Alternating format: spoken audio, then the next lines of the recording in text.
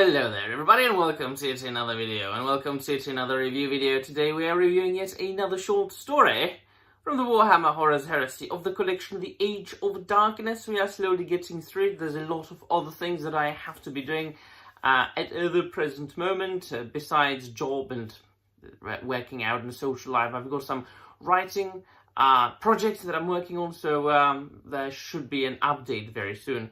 But now we are reviewing The Face of Treachery by Gav Thorpe. This time we are focusing on the Raven Guard and the World Eaters once again. It was an exciting short story for me because, as many of you might know, I only got into Warhammer 40k about, 9 months ago?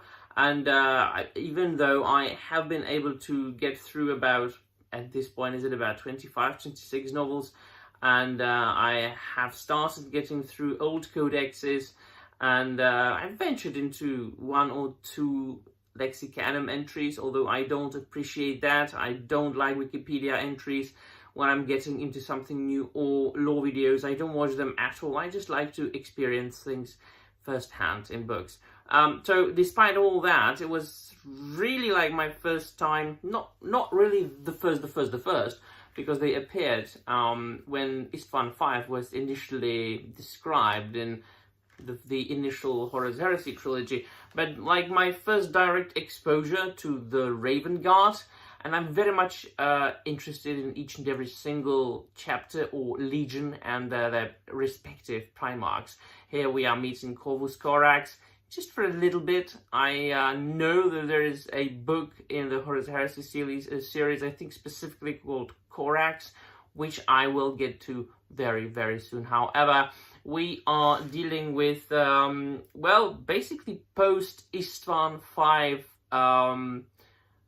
things, post-Istvan V dealings that, and I have said multiple times in my videos that Istvan III and Istvan V were such horrible battles, such tremendous tragedies, but of course very important events in the Horus Heresy saga, that a lot of stories and novels and short stories will be referring back to these 2 horrible battles and slaughters. So we are dealing with like post-Istvan V events where, of course, even though almost the entire legions that were present at Istvan V, be it traitors or the loyalists, almost all the entire legions were present. It wasn't really entire legions, right? So there, of course, were remnants of the legions that were almost annihilated at Istvan V, such as the Raven Guard.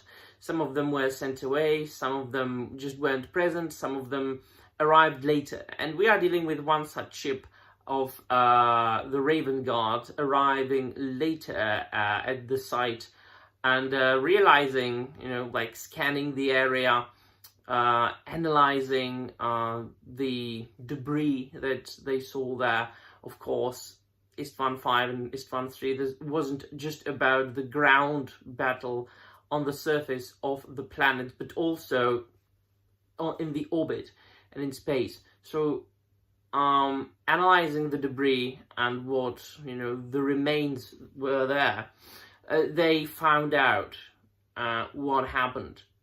And they, for a bit, thought that they were the only Raven Guard left.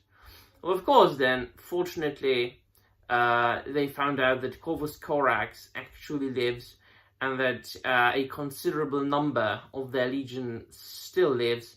And it was, in this short story, their prime goal to save those survivors from Istvan V, to evacuate them.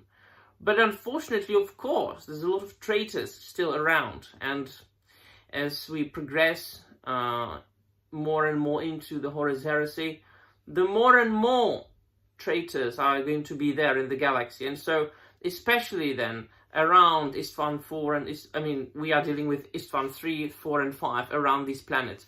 So especially in the Istvan system, there's a lot of traitors still lurking and searching for either those that survived and escaped, or those that are looking for those that survived And so we meet, so it jumps here and there from a ship of the Raven Guards and to a ship of World Eaters, of course, pursuing those who survived, and they want to join in the final stroke on the survivors of Istvan V with their Primarch Angron. And so the captain is depicted as being absolutely maniacal, psychotic, which of course the World Eaters are, not only thanks to their implants, but really they are their father's sons, right? The entire legion. And as I said multiple times before, they are really the each and every single legion reflects the personality of their respective Primarchs, of course genetically coming from them.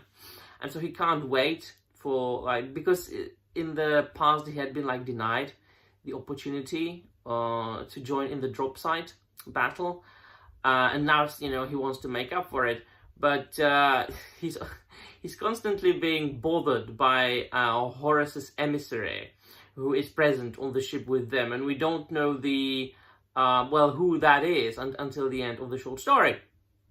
And that emissary is always saying, no, just go and proceed where you were supposed to go. Don't divert from your original point, from your original mission, because on the way they find out that, oh, there's a Raven Guard ship, right? Going to Istvan V. And the Raven Guard ship, they do a very clever trick by which they divert the attention or draw the attention of most of the World Eaters fleet that is above Istvan V. And they draw the attention towards Istvan IV, and they begin the evacuation. But there's one ship with a psychotic captain there, and who just, he doesn't listen to the emissary of Horus, he doesn't listen to his command, he just wants to annihilate the Raven Guard. As many Raven Guard legions Astartes as possible. But there was a tremendous luck in all that for Corvus Corax, because the emissary of Horus turned out to be an Alpha Legion Astartes. And so was a considerable, or at least the second in command of that psychotic captain, pretending he is a World Eater. And they say this very peculiar thing that it has been decided that Corvus Corax has yet a role to play, and he is to live for now. So Corvus Corax lives, and so does a considerable number of his Astartes. What I appreciate about this short story is that it's one of the short stories that focuses the attention of those that didn't know that the Horus Heresy was happening, didn't know what is happening, but only found out later.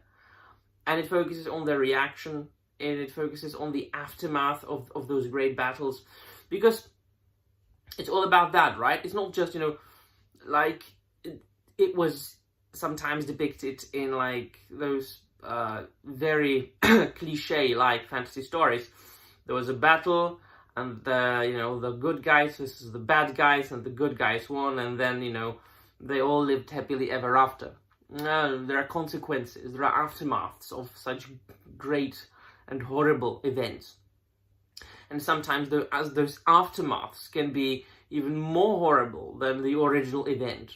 And they can last for decades or centuries. So that's why it's very interesting. And I think for everybody to understand the Horus Heresy properly, I think it is important to read those short stories, to get into those novellas. And some of those stories were only released as audiobooks or audio dramas. So I think it is important, to grasp the full scale of the things, to read as much as possible. But that might be just me. Alright, so let me know in the comments down below what you think. And that'll be all. Thank you very much for watching. And remember, the Emperor protects.